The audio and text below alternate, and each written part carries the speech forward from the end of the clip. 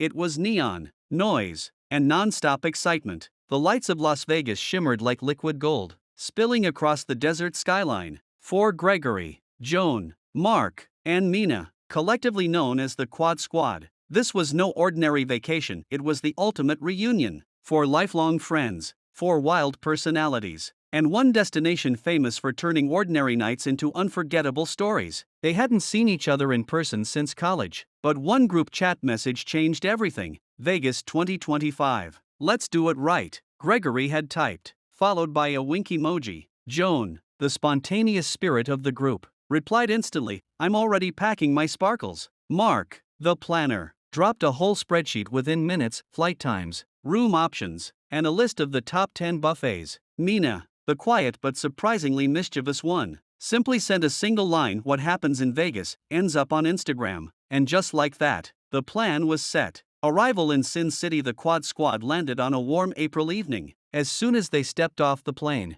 the hum of slot machines filled the air. Gregory grinned, feeling the electric buzz of the city he'd always dreamed of exploring. The four of them checked into the Bellagio, their bags barely hitting the floor before Joan threw open the curtains and screamed, we have a fountain view. Outside, the famous Bellagio fountains danced in sync with Viva Las Vegas, as if welcoming them personally. Mina filmed the moment for her vlog, while Mark pulled out the itinerary, already highlighting their first stop, the Strip itself. First night fever. As they walked along Las Vegas Boulevard, everything sparkled like a dream, the Eiffel Tower replica glowing, the crowds laughing, the distant pulse of EDM from rooftop clubs. Joan had swapped her sneakers for glittery heels, and Gregory wore aviators, even though it was already night. Their first stop? Caesar's Palace. Inside, they wandered through halls lined with Roman statues, feeling like emperors of the night. Joan decided they had to play blackjack. She didn't know the rules, but that didn't stop her. Hit me, she yelled enthusiastically, earning a chuckle from the dealer. Mina leaned over to whisper, you're supposed to say that, not yell it, but Joan just winked.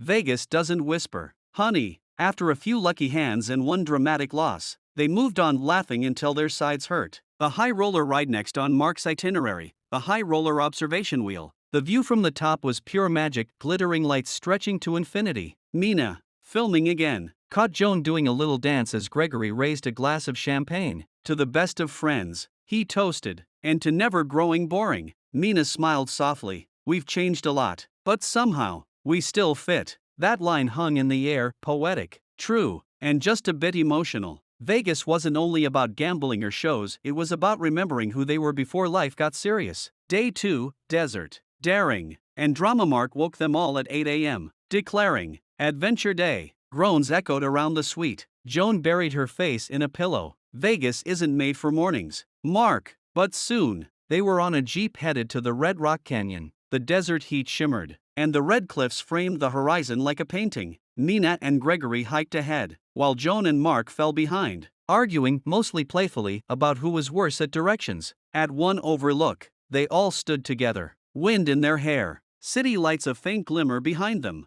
Joan spread her arms dramatically. This is freedom, she said. Gregory added, and tomorrow, it's brunch and blackjack again. Everyone laughed. That was their rhythm. Deep moments followed by pure fun. Night 2, showtime at the Mirage. That evening, they dressed to impress. Mina wore a sequin gown that shimmered like starlight. Mark went classic with a tuxedo jacket, while Joan rocked a bold red jumpsuit. Gregory's bow tie was crooked, but intentionally so. They had front row seats at the Mirage's Cirque du Soleil show. The acrobats defied gravity, and Joan gasped at every flip. At one point, she leaned over and whispered, if I disappear with one of these performers, don't look for me. Gregory laughed so hard he nearly spilled his drink. After the show, the group walked along the Strip again, neon reflections dancing in the puddles from an earlier fountain splash. Mina turned serious for a moment. You know, she said softly, I didn't realize how much I missed this. Not just the fun. Us. Mark nodded. Life got busy, but here, it's like no time passed. And just like that, the city's glow felt warmer, more personal. The secret mission. On their third day, Mina revealed a surprise. I booked us something, she said, grinning. Cut to the little white chapel. Gregory's eyes widened. Wait, are we? Mina burst out laughing. No weddings, just a fun mock ceremony for my vlog. The Quad Squad forever, our friendship vows. Dressed in outrageous costumes, a cowboy hat for Mark, angel wings for Joan, they stood before an Elvis impersonator who declared, "By the power vested in rock and roll, I now pronounce you the best friends in Vegas." They posed for photos, laughing until their sides hurt. Mina's camera caught it all, the joy, the silliness, the bond that years couldn't break. Last night, the Sky Lounge farewell, their final night, was bittersweet. They headed to the Skyfall Lounge atop the Delano Hotel. From there, the entire strip glittered below, an endless sea of color. Joan raised her glass to the nights we won't remember, and the friends we'll never forget. Mark smiled. Next reunion, Paris?